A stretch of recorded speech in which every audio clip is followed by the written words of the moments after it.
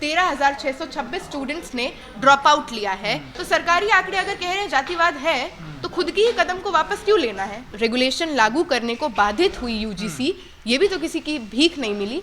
सालों की शहादत गई है, संघर्ष गया है, रोहित वेमुला की जान गई, पायल ताड़वी की जान गई, दर्शन सोलंकी की जान गई। जब देश में रोजगार, महंगाई, शिक्षा पर सवाल उबलने लगे तो कभी मंदिर मस्जिद करा दीजिए, कभी जाति पाति करा दीजिए। बड़े बड़े पत्रकार टेलीविजन पे कह रहे हैं कि ठाकुर और ब्राह्मणों की जीत हो गई। बहुत शर्मजनक है। सत्ता की कुर्सी पे काबिज है, वो तो चाहते हैं मनुस्मृति, बार बार बोलते हैं, आरएसएस के प्रवक्ता बोलते हैं, भाजपा के मंत्री कहते हैं मनुस्मृति को ले आओ। लगातार जिस तरह से देश में दंगे होंगे, फसाद होंगे, एक दूसरे को मारने काटने की राजनीति होगी, तब तक मोदी जी हिंदू हृदय सम्राट हैं।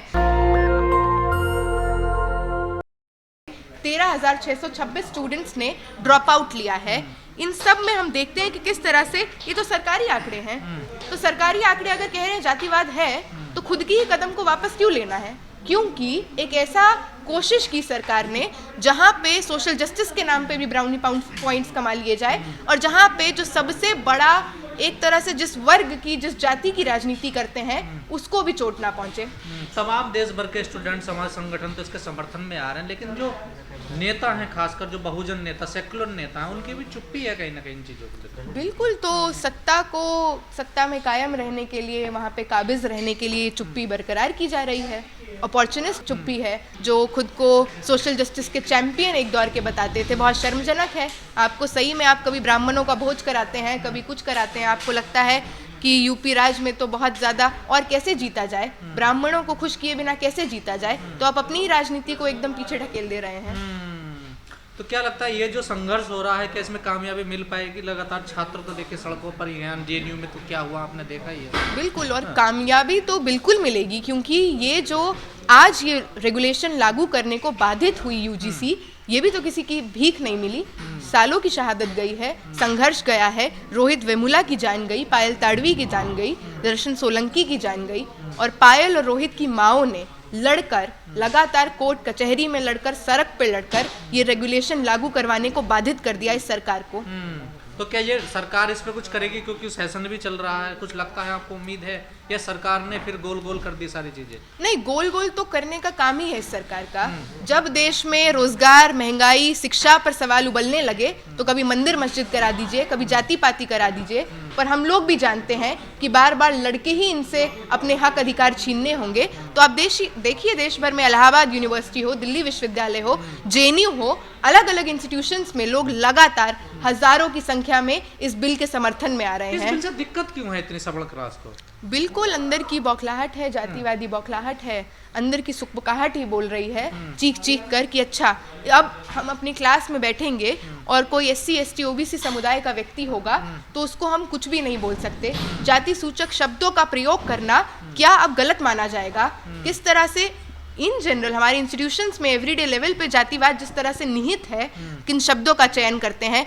टीचर सरनेम देख के वाइवा में नंबर देगा, टीचर सरनेम देख के क्लास में नंबर देगा, अटेंडेंस मिल जाएगा, क्लास नहीं भी आओगे लेकिन एक पर्टिकुलर क्लास से हो, कास्ट से हो तो नंबर मिल जाएंगे अटेंडेंस के। तो ये सारी व्यवस्था क्या अब ठप हो जाएगी? अब सोचना पड़ेगा। तो हम लोग भी यही बताने आए हैं कि हाँ, सोचना पड़ेगा, और ये डर अच्छा है। तो क्या ऐसी व्यवस्था है मौजूदा हालात में? बिल्कुल है सर। मैं जिस इंस्टीट्यूशन में पढ़ती हूँ, दिल्ली विश्वविद्यालय में, 1 साल पहले एक दलित छात्र को शहीद भगत सिंह का प्रिंसिपल अरुण कुमार अत्री अपने कैबिन में बुलाता है, जाति सूचक गालियां देता है, मारपीट करता है। लगातार 1.5 साल से लड़ रहे हैं कि SC ST एक्ट के तहत FIR लॉन्च हो।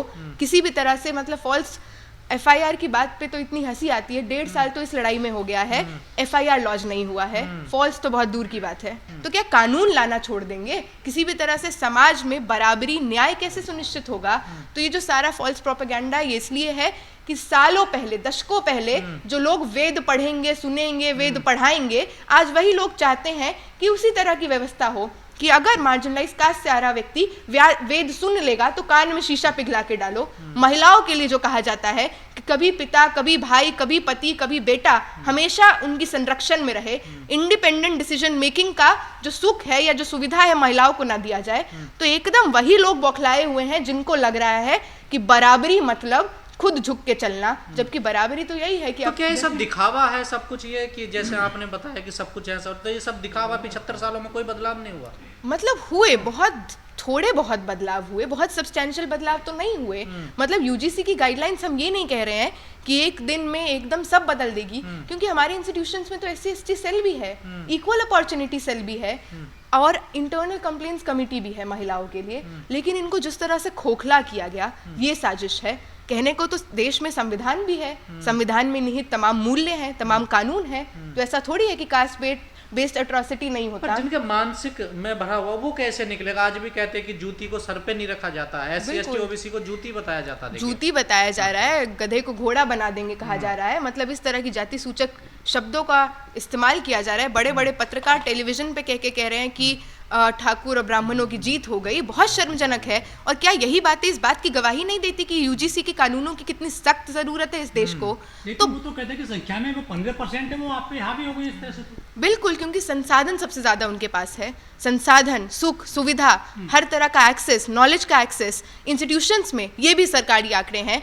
45 VCs में से एक VC SC, एक ST, 7 OBC। तो ये आंकड़े क्या चीख चीख के नहीं कहते हैं कि हायर पद तक भी लोग नहीं जा पा रहे हैं, और आप आज तक रिजर्वेशन का ढोल बजा रहे हैं, जो एकदम एक एफर्मेटिव एक्शन था।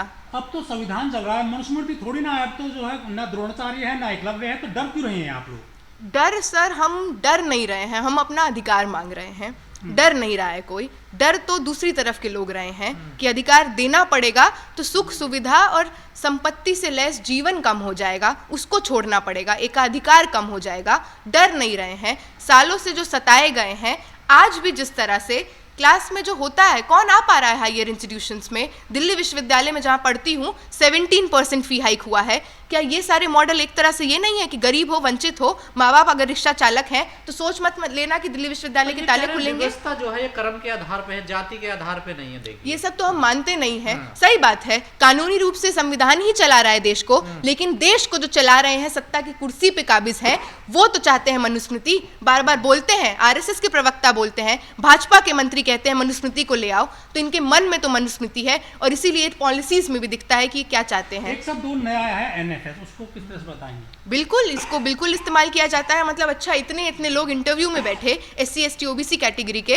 और सबके सब नॉट फाउंड सूटेबल। ये कैसे हो रहा है? ये तो एक अलग तरह की कोशिश है कि अच्छा यहाँ तक पहुंच भी गए, काबिल भी हो गए, नेट क्वालिफाई कर लिए, JRF निकाल लिए, इंटरव्यू तक आ गए, अब इनको कैसे निकाले? अरे इनमें तो अकल ही नहीं है, ये तो सूटेबल ही नहीं है, ऐसे निकाल दो। तो बिल्कुल ये भी कास्ट सिस्टम का एक बड़ा रूप है। लेकिन जज साहब ने तो कहा था कि अब जातियों में आपस में शादियां हो रही हैं, जातिवाद कम भी हो रहा है देश में। इंटरकास्ट शादी की बात कर रहे हैं जज साहब। बिल्कुल, शादियां हो रही हैं। उन शादियों के बाद ऑनर किलिंग तो जज साहब को लगता है आंकड़े दिखते नहीं हैं। उन शादियों के अराउंड हम देखते हैं जिस तरह का एंजाइटी समाज में आज भी है। मतलब बहुत स्पष्ट बात है, इतने छोटे से छोटे रूप में भी जातिवाद होता है। हॉस्टल के मेस में कौन कहाँ बैठेगा, क्लास में कौन कैसे बैठेगा, क्लास में सवाल पूछने की हिम्मत कौन कर पाएगा, मास्टर किससे पूछेगा कि समझ आया कि नहीं।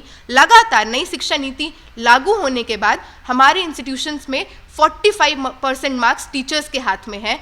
2 साल पहले की घटना है, धनीराम रामजस कॉलेज का प्रोफेसर एक महिला को सेक्सुअली हरास करता है, और पहला चीज जो उसके मुंह से निकलता है वो ये है कि शिकायत करोगी तो नंबर काट लूंगा। आप लोग जीतोगे कैसे? क्योंकि सिस्टम पे तो उन्हीं का है ना। देखिए दबदबा उन्हीं का, हर जगह तो वही लोग बैठे हुए हैं ना। देखिए बिल्कुल ठीक बात है। पर जनसंख्या जिसकी ज्यादा है, जिसकी जितनी हिस्सेदारी, जिसकी जितनी संख्या भारी उसकी उतनी हिस्सेदारी, तो कभी नहीं मिला है। ऐतिहासिक रूप से तो कभी नहीं मिला है, कुछ नहीं मिला है लड़े बिना। देश को आज़ादी भी लड़े बिना नहीं मिला।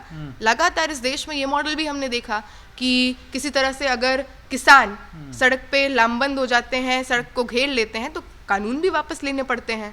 तो लड़ाई लंबी है ये। बिल्कुल। 131 ऐसे सांसद हैं, 138 OBC हैं, और 84 विधायक उत्तर प्रदेश से आते हैं SC चुन करके, वो कहीं आ नहीं रहे फील्ड में उतर। अब विधायकों का तो सबकी राजनीति पे भी बिल्कुल, पर आज ही देखिए, आज ही के पब्लिक मीटिंग में कितने सारे MPs, MLAs और तमाम ऐसे लोग आए हमारे बीच में। राज्यसभा के MP थे, लोकसभा के MP थे, और बाकी जो नहीं बोल रहे हैं वो मैंने पहले शुरू में भी कहा कि फिर वो अपनी सत्ता को बचाने के लिए इस राजनीति में अपनी जगह ढूंढ रहे हैं। मोदी जी की इस बार जाति खोज ली गई है नई तरीके से। बिल्कुल, लगातार जिस तरह से देश में दंगे होंगे, फसाद होंगे, एक दूसरे को मारने काटने की राजनीति होगी, तब तक मोदी जी हिंदू हृदय सम्राट हैं, तब तक मोदी जी देश के दूसरे देशों के जंग को रुकवा देंगे, सब करेंगे। बाहर जाके कहते हैं कि मैं उस देश का निवासी हूँ जिसके डीएनए में डेमोक्रेसी है। लेकिन यही तो जातिवाद है कि आपके प्रधानमंत्री जो आप ही के पक्ष के हैं, जो हैं खुद भी जातिवादी, लेकिन उन्होंने भी एक ऐसा कानून ला दिया जिससे आपकी सुखबुकाहट बढ़ गई, तो आपने उनको भी तेली बता दिया। हमारे देश में सीधे साहब पे जूता फेंक दिया जाता है, कोई बिल्कुल, कार्रवाई नहीं होती है, बिल्कुल। लेकिन वो कह रहे हैं जातिवाद है नहीं देश में। बिल्कुल, ये जानना बहुत ज़रूरी है कि किस तरह से जस्टिस BR गवई, जो आज़ाद भारत के इतिहास में दूसरे चीफ जस्टिस थे, तो दलित समाज से हैं, तो ये सूर्यकांत जी जैसे तमाम बेंचेस को, तमाम जजेस को जानने की ज़रूरत है, जिन पे शायद इतना ग्लास सीलिंग और ऐसे जीवन में जी रहे हैं जहाँ पे उनको बाहर दिख नहीं रहा है समाज में किस तरह से आए दिन कोई 8 वर्ष का बच्चा अगर ब्राह्मण के मटके से पानी पी ले तो भी जान चली जाती है। हर दिन इंस्टीट्यूशनल वायलेंस होते हैं, मर्डर्स होते हैं।